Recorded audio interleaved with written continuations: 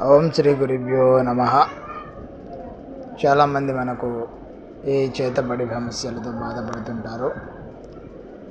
వాళ్ళపై ప్రయోగం చేసి ఇంట్లో మనుషుల్ని ఈ ప్రయోగం చేసి వాళ్ళు మనశ్శాంతికి గురి కాకుండా అనేక ఇబ్బందులు పెడుతుంటారు. అలాంటి సమస్యల నుంచి మీరు బయటపడడానికి చేతబడిని పోగొట్టే మంత్రం అండి ఇది. ఓం హరికిల్లం గరుడకిల్లం చాముండకిల్లం దుష్ట పిశున చిలంత ఊర్ధ్వపాఠి.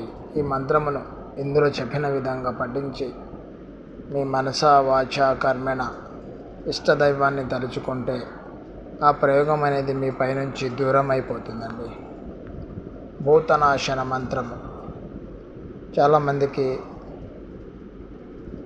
ఏదో రకమైన పీడకలలు రావటము, మనశ్శాంతి లేకపోవటము, ఏదో పిచాచి పచ్చినట్లుగా ఒళ్ళు నొప్పులు, కాళ్ళు తిమ్మిర్లు, ఏదో తెలియని బాధతో ఇబ్బంది పడుతుంటారు.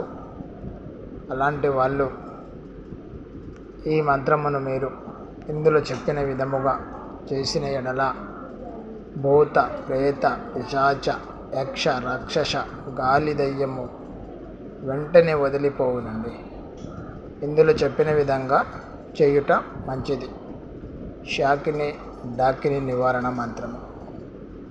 ఈ మంత్రమును మనం పఠించి మనపై ఏదైనా శాకిని డాకిని లాంటి భూత ప్రేత అలాంటి ఆత్మల బారిన పడకుండా వాటి వల్ల మనకు ఎలాంటి ఇబ్బంది ఉన్ననో దాని నుండి మనకు మనశ్శాంతి కలుగుట కొరకు ఈ మంత్ర ప్రయోగం అనేది చేయండి.